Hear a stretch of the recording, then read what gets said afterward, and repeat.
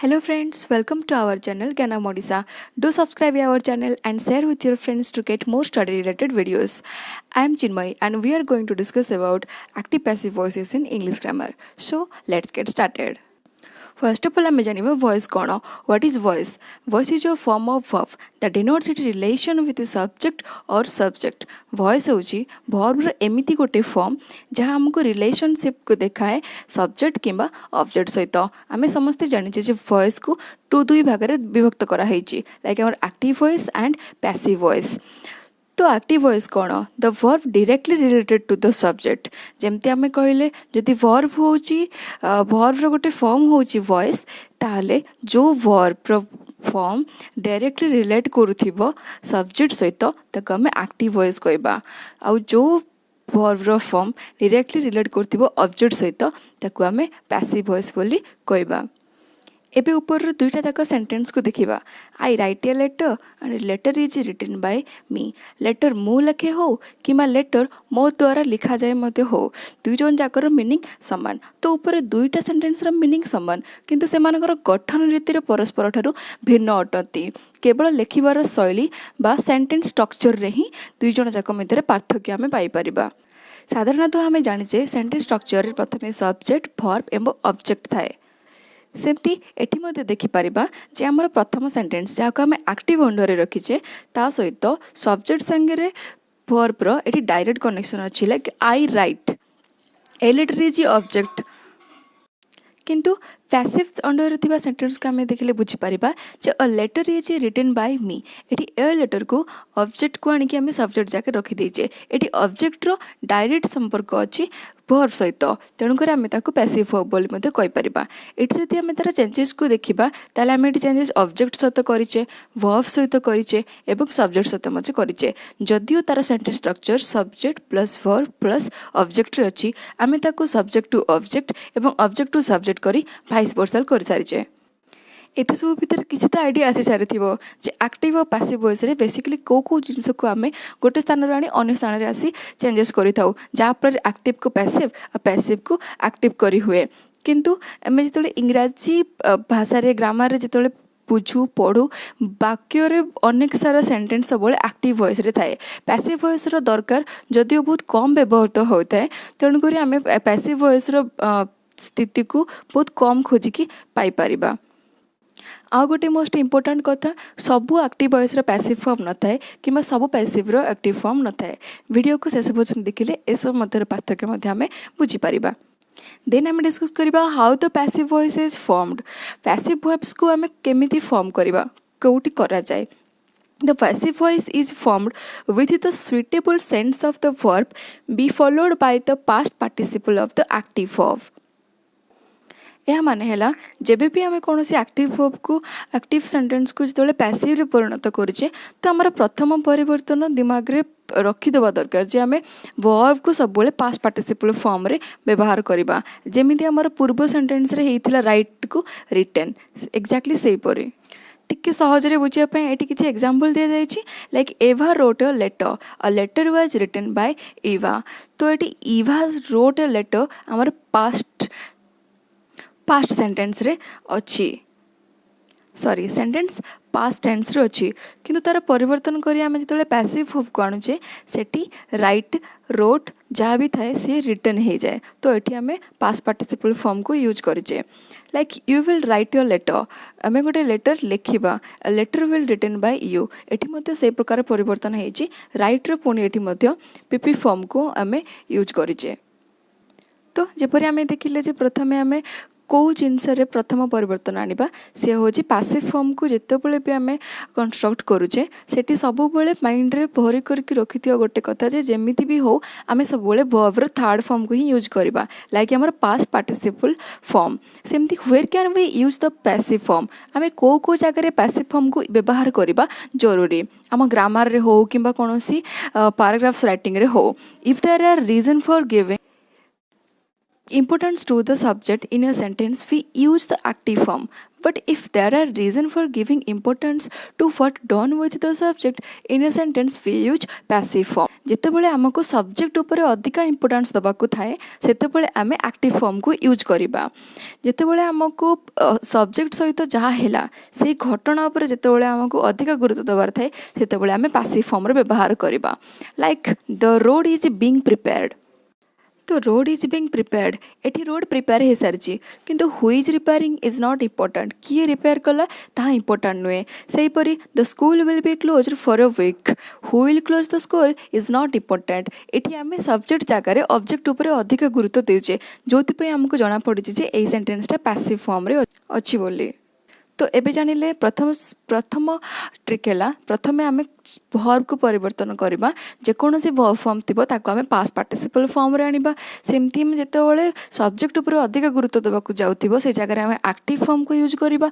जो जगह आमको ऑब्जेक्ट उपर अधिक फोकस देवार थी से जगह आम पैसिव फॉर्म को यूज करवा। Like where we can't use the passive form सबुठ बड़ कथा है कौ जगह आम पैसिव फॉर्म रो व्यवहार करिपरिबा नाही। ये जिनस को मन रखा पड़ो। It is useful to remember that the passive form can be formed with all tenses and specific except the future progressive and perfect progressive of all tenses. बहुत मेमोरेबल करके रखा पड़ो जिनस को जितेबाला आम पैसिव फॉर्म रे व्यवहार करुचे सी सब प्रकार टेंसेस रे सब प्रकार आस्पेक्ट रे सब प्रकार फॉर्म रे पॉसिबल अटे। किंतु जदि फ्यूचर प्रोग्रेसिव रे किंबा परफेक्ट प्रोग्रेसिव रे टेंस थाए सेंटेंसेस थाए ताकू आम चेंज करी पैसिव फॉर्म रे परिवर्तन करि परिबा नाही। तो ये दुईटा स्थान रे आम कौन सेंटेंस को पैसिव फॉर्म को ट्रांसफर करि परिबा नाही। देन आमर another trick how to change subject आम देखिले आमर सेंटेंस गुड़ाक आम बाय यू बाय मी एमती करके सेंटेंस स्ट्रक्चर को चेंज करचे सब्जेक्ट को अलग रूप में प्रेजेंट करचे। तो आम किपर चेंज करवा जिते सब्जेक्ट आई थी आम ताको मी कर जो यू थी यू यू ही रते सी थाए आम ताको हर कर जदि दे थाए आम ताको देम कर वी को अस रे कन्वर्ट कर ही को हिम रे कर इट ही रही पारे आ हुम रे परिवर्तन हुए। ये हूँ तार बेसिक फॉर्म एतिकी जानी आम सब्जेक्ट को ऑब्जेक्ट सहित वाइस पर्सन करके रिप्रेजेंट करिपरिबा। एबे स्टडी टेबल आपण मानक बहुत जरूरी होबाक जाउची कारण एथिरे सब छोट छोट रूल्स को मेंशन कर दिया जाइछि। जदि आपण माने ए रूल्स को भल से देखिबे ताले सब प्रकार एक्टिव पैसिव फॉर्म को ठीक से बुझी पारिबे। जेतेबेले टेंस हमर एक्टिव वॉइस पैसिव रे परिवर्तनशील थाए जेतेबेले प्रेजेंट सिंपल रे थाए इट किंबा इट्स को आमे इज आमार सहित इटेन करि परिबा। लाइक आमर प्रेजेंट प्रोग्रेसिव रे जेतेबेले इज आमार सहित आईएनजी फॉर्म थाए ताको आमे इज आमार सहित बीइंग इटेन करि परिबा। सेमती आमर प्रेजेंट परफेक्ट रे हाव हैज संगे इटेन थाए आमे ताको हाव हैज बीन इटेन मध्य करि परिबा। सेमती आमर पास्ट सिंपल रे एट थिला बेले ताको आमे वाज वेयर सहित इटेन मध्य करि परिबा। एटी गोटे जिनस आप लक्ष्य करेंगे प्रेजेंट परफेक्ट अच्छी किंतु प्रेजेंट परफेक्ट प्रोग्रेसिव नहीं जमीती आम पूर्व डिस्कसन करते जे पैसिव फॉर्म केबे भी प्रेजेंट परफेक्ट प्रोग्रेसिव सहित हो पार ना तेणुक ये प्रेजेंट परफेक्ट प्रोग्रेसिव रो स्ट्रक्चर दि जाए ना। सेमती पास्ट सिंपल रे आम एट को वाज वेयर सहित इटेन कर सेमती पास्ट प्रोग्रेसिव को वाज वेयर इटिंग थिले वाज वेयर बीइंग इटेन कर। जमती आम समस्ते जानीचे पास्ट परफेक्ट रे आम हाव हैज जगह हार्ड को नहीं वर्ब थर्ड फॉर्म को यूज करता सेहीपर ये हार्ड को लगे बीन सहित वर्ब थर्ड फॉर्म कर आम या पैसिव स्ट्रक्चर को आनीपर। सेमती ये फ्यूचर सिंपल रे साल विल सांगे वही वन थी समय आम साल विल सहित बी को लगे वर्ब थर्ड फॉर्म कर पुणी थे चेंजेस पैसिव फॉर्म को आनीपर। देन आसला आमर फ्यूचर परफेक्ट सहित आम साल विल हैव को हैव बीन इटेन थे साल विल लगे हैव बीन इटेन करिपरिबा से सेम स्ट्रक्चर ही रहिबो बस खाली सेकंड रूल्स को टिके देखिले आराम से बुझी हिजिबो। लाइक जदि इन्फिनिटी रे हमर अछि टू इट आमे ताको टू भी इटेन करिपरिबा। ए सब जगह भितर गोटे जिनस को आमे लक्ष्य कले जेटी सब जगह केवल गोटे जिनसर अधिक परिवर्तन हेछि से होछि वर्ब फॉर्म आमे सब जगह केवल V3 को नहीं परिवर्तन करिपरिबा। एबे टिके नजर पकेबा हमर कॉमन मॉडल्स उपरे आम जितकी भी मॉडल्स को जानिचे मॉडल संगे किपरि आमे हमर एक्टिव पैसिव स्ट्रक्चर को चेंज करि परिबा। जेतोले हमर common modal can could may might must ought to ए सब संगे इट रो व्यवहार होता है एंड एटा गोटे बड़ इंपोर्टेंट जिनस कि सब मॉडल सहित सब V1 रो यूज हुए।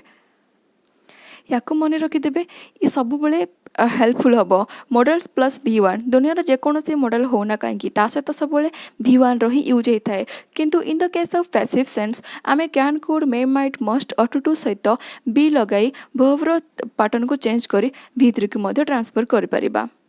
एटी किसी सिंपल एग्जांपल्स अच्छी विथ द सिंपल मॉडल अच्छी ही कुड ब्रेक इट आम ये कोड लगी सेकेंडरी आम पैसिव फॉर्म को आनीचे इट कुड सांगे जमती एटी आम देखी बी को व्यवहार करके ब्रेक को आम कर देचे ब्रोकन सीधा V1 रु V3 को ट्रांसफर कर सारी देन आमर सब्जेक्ट को चेंज करके आम ही रु हिम करचे एवं व्यवहार करचे बाय जे आमको हेल्प करचे आम पैसिव फॉर्म को कंस्ट्रक्ट करिया पई।